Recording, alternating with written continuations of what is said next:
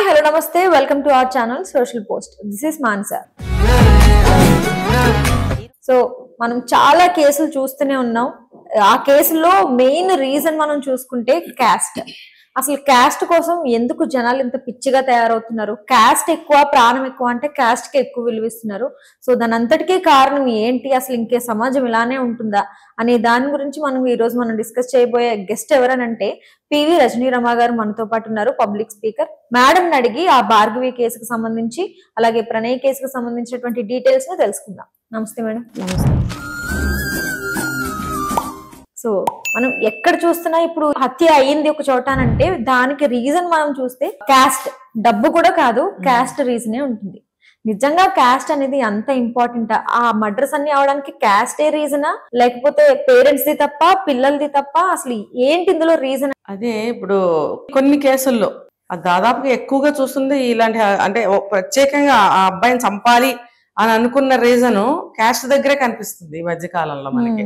అంటే మనం ఎట్లా అంటే మన క్యాస్ట్ లో చేసుకుంటే ప్రాబ్లమ్స్ రావు అన్న కోణంలో ఆలోచిస్తూ హత్య వరకు వెళ్ళిపోతున్నారు కదా.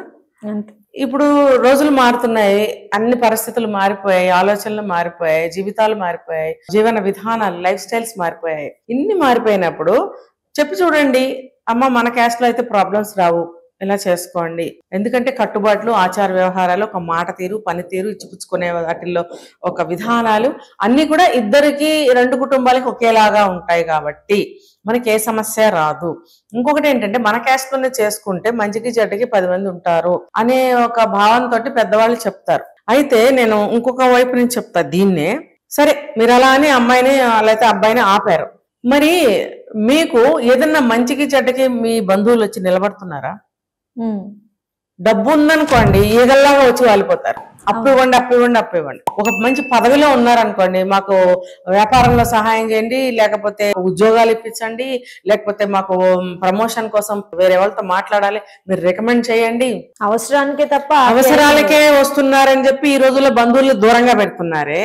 మరి అలాంటప్పుడు ఈ పెళ్లి విషయం తీసుకున్నప్పుడు ఇవెందుకు కౌంట్ చేసుకుంటున్నారు? ఇవన్నీ నేను చెప్పిన ఆచార వ్యవహారాలు గాని, మంచికి చెడ్డకి 10 మంది ఉంటారు అని గాని, నిజంగా మీరు ఒక కులంలోనే మీరు పెళ్లి చేసినట్టయితే ఏదన్నా ప్రాబ్లం వస్తే నలుగురు వెళ్ళి వాళ్ళ ఇంటికి వెళ్ళి మాట్లాడాలని పిలవండి, ఎవరన్నా వస్తారేమో?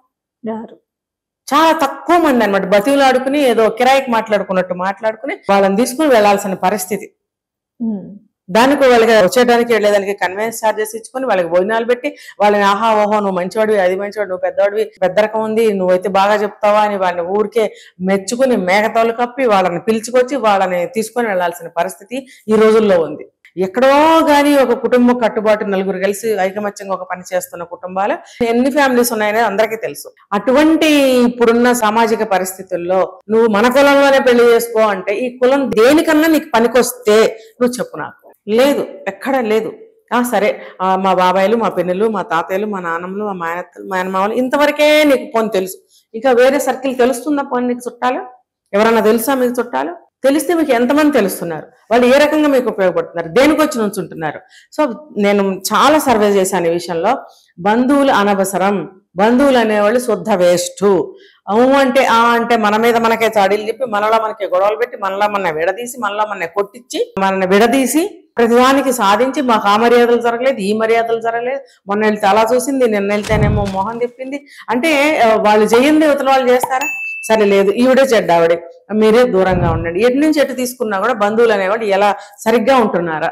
అలాంటప్పుడు ఈ కులం గురించి ఎంత ఇదెందుకు? ఇప్పుడు ఒక అమృత ప్రణయదే కాదు, మన భార్గవి కేసే కాదు, చాలా ఇలాంటివి జరుగుతున్నాయి. కాబట్టి జరిగినా ఇదే జరుగుతుంది.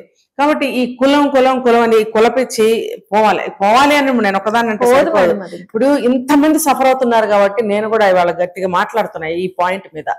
ఇప్పుడు ఒక ప్రభుత్వ పరంగా తీసుకోండి, ఒక రాజకీయ పరంగా తీసుకోండి, ఒక వర్గం పరంగా తీసుకోండి, లేకపోతే ఏదైనా మీరు తీసుకోండి, మా కులం అన్న వాళ్ళు ఉన్నారా?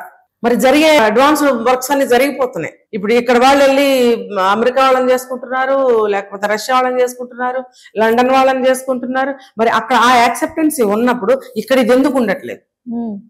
వాళ్ళు అక్కడ వాళ్ళని పెళ్లి చేసుకున్నారంటే కంప్లీట్ గా వాళ్ళు వేరే మతం వాళ్లే కదా. మరి అలాంటప్పుడు వేరే కులం అయితే మన రాష్ట్రంలోనే ఉన్నారు, మన దేశంలోనే ఉన్నారు, వేరే కులం అయితే తప్పేంటి? వేరే కంట్రీ వాడైతే మీకు గ్రేటా? సాక్షాత్ భగవంతుడి దిగి వచ్చినట్టుగా గ్రేట్ గా చెప్పుకుంటారే. ఆ అబ్బాయి మన సాంప్రదాయాన్ని గౌరవించి తాళి కట్టాడు, ఆ అమ్మాయి సాంప్రదాయానికి గౌరవించి మన అబ్బాయితో తాళి కట్టించుకుంది.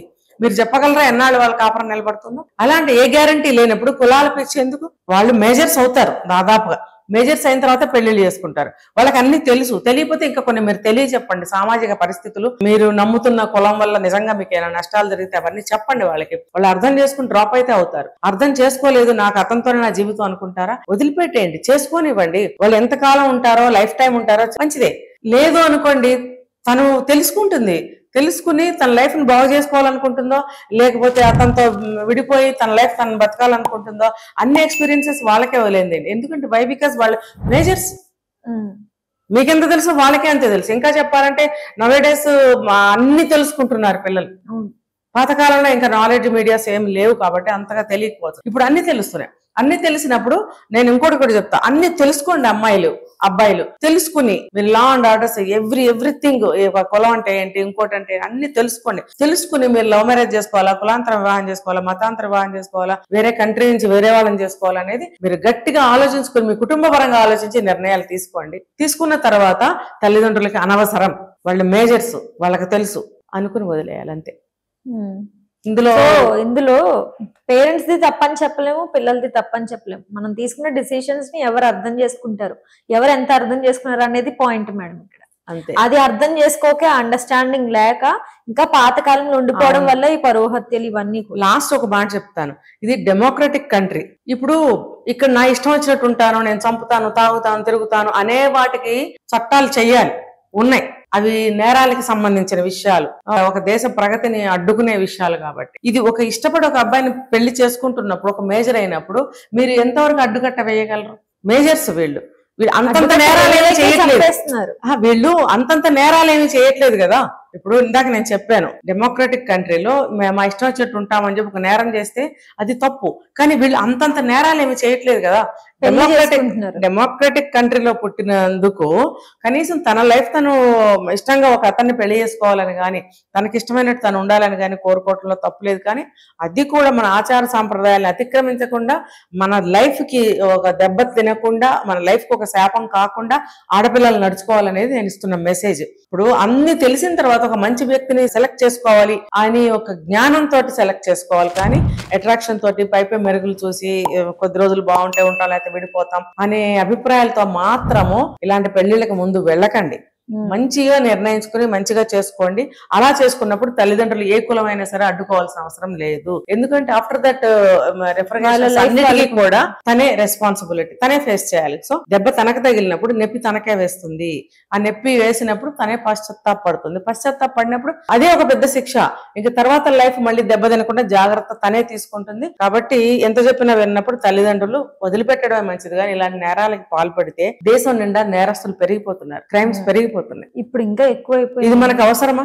అది ఆలోచించాలి. చాలా చక్కగా తెలియజేశారు. Thank you so much.